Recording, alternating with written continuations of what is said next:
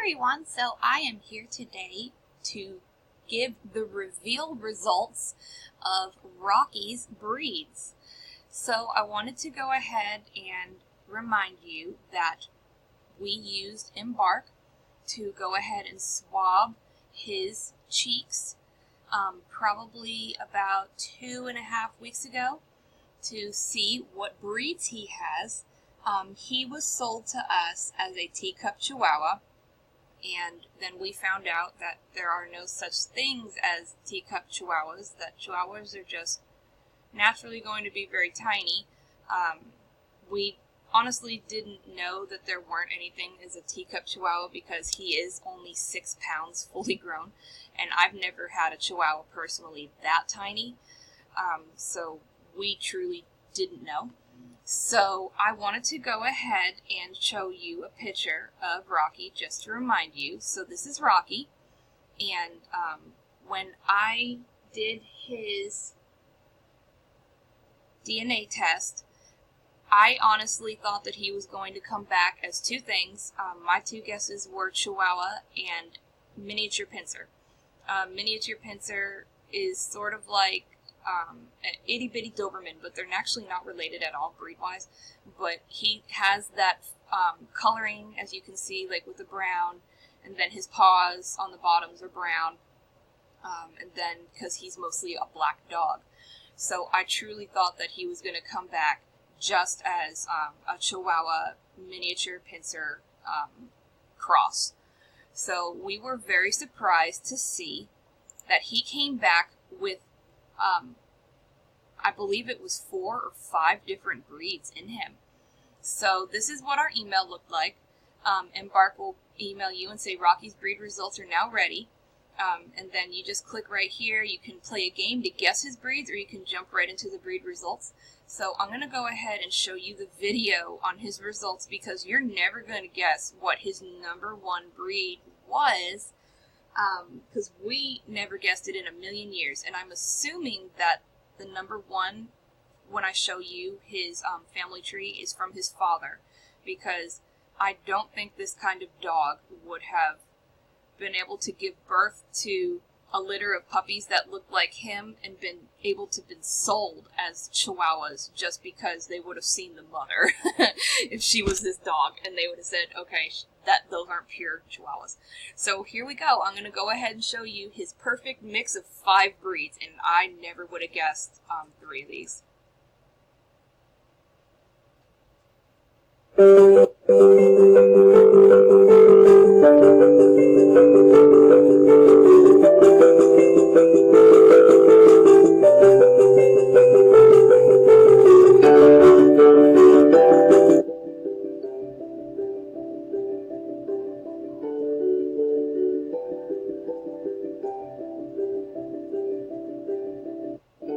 his mama was Chihuahua, his daddy was a small poodle. We would have never guessed the poodle. And then there's the miniature pincer. I knew there was miniature pincer in him. I would have never guessed the Russell type terrier. And then somewhere down the line, there was a little frou-frou Pekingese.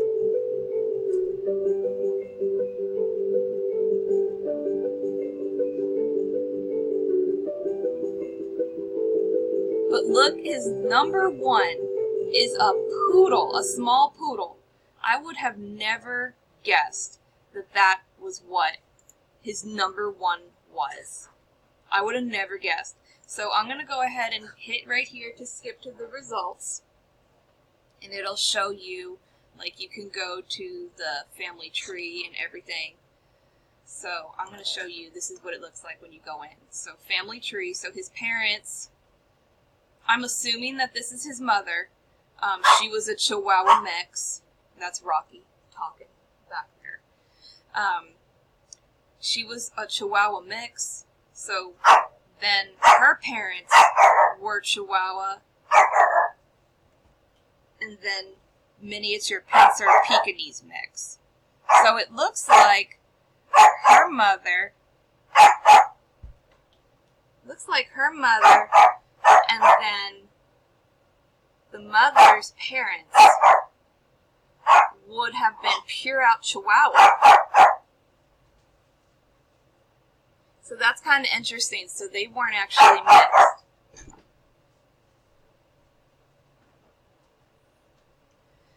So then it looks like over here, the mother's father was a miniature pincer Pekingese mix. So that's interesting. So that's part of the mix part. And then over here, if I'm correct, and the father was a poodle, because I just can't see a small poodle giving birth to dogs that could actually be sold as Chihuahuas, because they would see the mother, people would see the mother and say that's not Chihuahua at all. So I'm assuming that this is the father. So his father was a poodle, a small poodle mix.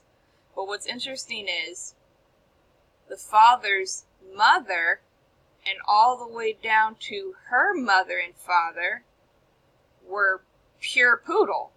They weren't even mixed. And then here's the father.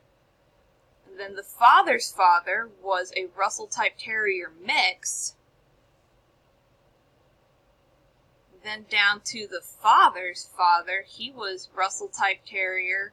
And then the mother was a mix of something. So that's actually really interesting. But I have to say, out of everything, if I had to pick exactly what he looked like, I would say Chihuahua and miniature pincer. That's honestly what he looked like. Now, I do have to say that Embark, they go a little bit deeper. So other tests don't look for great-grandparents. So honestly, if this was one of the other companies, this is what we would have gotten. Here's Rocky. And then we would have known that his mom was Chihuahua mixed with miniature pincer and Pekingese, and then his dad was poodle mixed with Russell type terrier. And that's all we would have known. We wouldn't have known anything else from the bottom about the great-grandparents or anything like that. So that's actually really interesting. So I want to go ahead and show you up here mix matches. You can explore dogs that have breed mixes that are similar to Rockies. A mixed match of 100 means they're the exact same breed. So the higher the rating, then the more they have in them. So like right here, this is a mixed match of 86, and you can tell that he took more after Poodle. So, and then you can tell this one named Charlie, he's at 84. He looks more like he took more after the Terrier side. So those are really neat. And then something else that Embark does is they actually will test for health in their DNA. So, like clinical traits. So they test for like 182, I believe, different things that could be in their genes. They'll tell you if they are at risk for anything, which, praise God, Rocky isn't. He is a carrier for this. And it tells you a little bit more, and then you can actually send a veterinary report, which is awesome. This one, he has reduced ALT, which is basically your liver. So it says an increase in his ALT activity could be evidence of liver damage. So that's good just to be able to show your vet what these are. And then I'm going to go ahead and scroll down, like genetic health conditions. He's not at risk for anything. So that's awesome. But he is a carrier for one genetic condition, which is this, I'm not really sure how to pronounce it, degenerative myelopathy. Basically, it's a degenerative disorder of the spinal cord. So that one, when I read about it, it said that it's more for like older dogs and to watch for these kind of problems when they're a little bit older. So it tells you about it. How common is it in other dogs? So it looks like it's common in small dogs.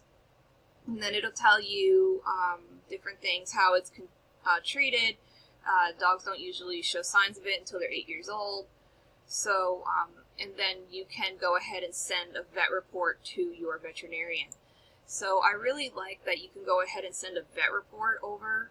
As long as you have your vet's email, then you can go ahead and send it, or you can just save the report yourself and print it out for them. So, and then 0 common conditions like von Willebrand's or anything. So he tested clear for the 15 that they actually test for. So, and they test for a lot of stuff here. So then other conditions, he is clear of 166. And then you can go ahead and print or save your veterinary report and give it to your vet. And then you can do the same for the breeds and everything. So, and then something else that's really neat is the relative search. When you get your results, you can try to find their relatives. Like if his mom and dad were actually, they had used Embark, then I would be able to find them and we could connect and try to see if we could get them like together. So the closest ones that he has, extended family, is, let's see, as related as human first and second cousins. So these would be his cousins that are the closest ones that we have, that we were able to find. And then shared DNA 6.7%. So we can like click on here and we can check them out. I'm not sure where they live,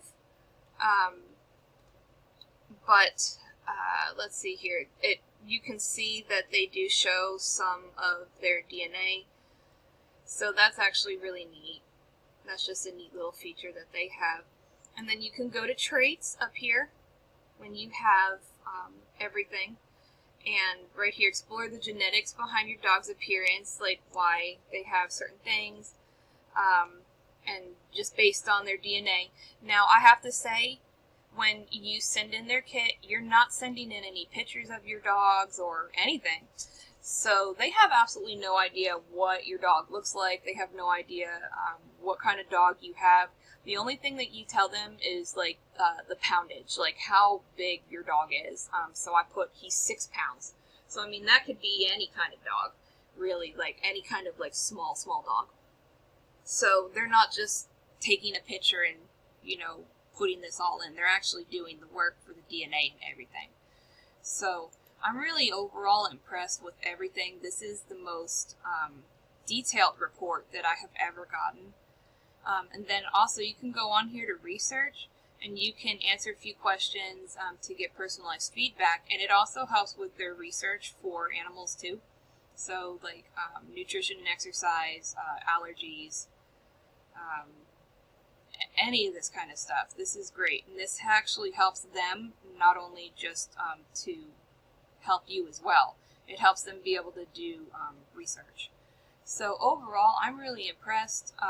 Like I said, we were shocked when we found out that the majority of what he has is poodle, but it wasn't so much more than Chihuahua, I don't think. Let me go back into the breed, because these are his breed results.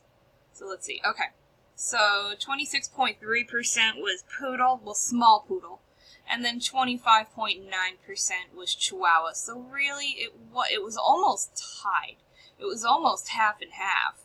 So it wasn't so bad, but it is quite funny to think that this tiny little dog that's 6 pounds that will boldly go after the vacuum cleaner and stand straight up in a thunderstorm and bark at the windows like he's going to defend everyone against the thunder is part poodle. But again, this was a great test. If you're looking for really in-depth DNA results and health results for any kind of dog that you have, I highly suggest Embark. My affiliate link is located in the description box, and I hope that you guys check them out because they are a great company.